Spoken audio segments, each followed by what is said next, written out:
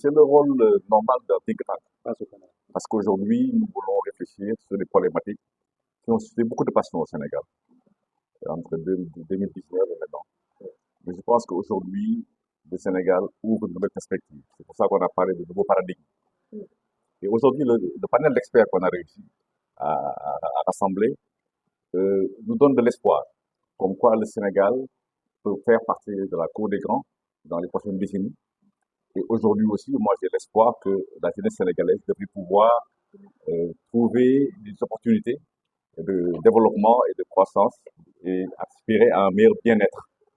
Et c'est pour ça que j'ai beaucoup aspiré à apprécier le fait que les Sénégalais de la diaspora soient présents avec nous aujourd'hui pour dire qu'ils sont prêts à jouer leur partition pour le développement du pays. Alors, vous êtes un peu... Oui, on a fait venir un expert qui travaille sur les aspects juridiques, Maître Mohamed Kébé, parce que on a un défi. Comment concilier l'attractivité du Sénégal aux intérêts du peuple sénégalais. Et je pense que le changement de régime offre de nouvelles opportunités pour renégocier. Mais renégocier, oui, mais comment y aller? Il faut y aller ensemble. Je pense que les Sénégalais aujourd'hui sont prêts à montrer qu'il y a intérêt à revoir certaines clauses, mais aller prudemment pour éviter d'envoyer des signaux assez négatifs par rapport à la destination sénégalaise. Et je pense que les autorités sont conscients. C'est pour ça qu'il y a un comité qui a été créé. Et nous, aujourd'hui, en tant que think tank, on joue notre rôle d'impulsion. Si vous regardez notre logo, c'est des Sénégalais qui poussent la pirogue pour aller chercher des opportunités.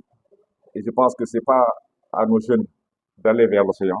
Il appartient aux décideurs politiques de leur offrir de l'espoir, de leur montrer, et même nous aujourd'hui en tant que think tank, qu'il est possible de réussir au Sénégal. Il y a une nouvelle dynamique par rapport à l'industrialisation. Le grand Serigne tout à l'heure nous a expliqué que la pétrochimie, les opportunités dérivées du pétrole et du gaz offrent de réelles possibilités pour le Sénégal. Mais nous, aujourd'hui, en tant que think tank, on doit alerter sur les risques par rapport à certains secteurs. Il y a eu le cas de Fortesa, le puits de Fortesa. Les pêcheurs se posent des questions, il faut les rassurer. Bon, les agriculteurs disent qu'il y a des opportunités par rapport à l'engrais, mais c'est le rôle du think tank d'impulser la réflexion et de chercher des solutions innovantes pour le Sénégal. Par rapport à ces solutions, quelles sont vos attentes?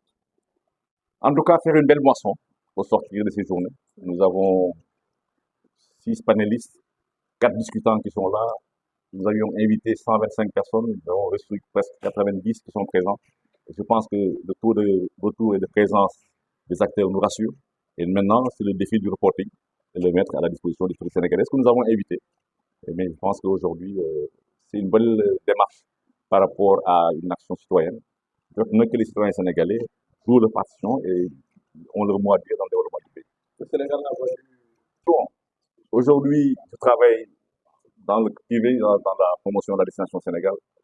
Je rêve d'opportunités nouvelles pour le pays. Et je pense qu'aujourd'hui, le pétrole va nous permettre de compétir dans la cour des grands. La compétition, ce n'est plus la guerre, c'est aussi le sport. Nous sommes passionnés de sport. Quand le Sénégal a gagné la Coupe d'Afrique, beaucoup de pays nous ont dit, mais c'est pour ça que j'ai beaucoup de respect pour la bande et la Diouf. Ils nous ont aidés à mettre le Sénégal sur la carte de l'Afrique. Et je pense que c'est des opportunités qui se dégagent. Je te l'ai dit dans mon intervention que le Sénégal de Dakar de 1942 s'arrêtait à Repos Mandel. Et il passait 30 véhicules par jour devant Fanot. Mais aujourd'hui, il passe 30 000 véhicules par jour. Donc, c'est des opportunités. Nous rêvons d'un Sénégal nouveau, avec des opportunités en énergie. Pour l'agriculture. Écoutez, c'est une problématique actuelle, en fait, parce qu'aujourd'hui, de toutes les façons, en fait, nous sommes en phase de l'exploitation, disons, du pétrole. En fait, nous avons bien conscience, en fait, qu'un certain nombre de questions se posent en termes de stabilisation, en fait, du démarrage de la production. Il y a eu un certain nombre, en fait, de questions, en fait, liées à la révision, en fait, des contrats. Et donc, ce sont des questions aujourd'hui qui nécessitent que l'on puisse, en fait, discuter de façon simple et efficace avec l'ensemble des professionnels, en fait, sur ces problématiques. Aujourd'hui, une question.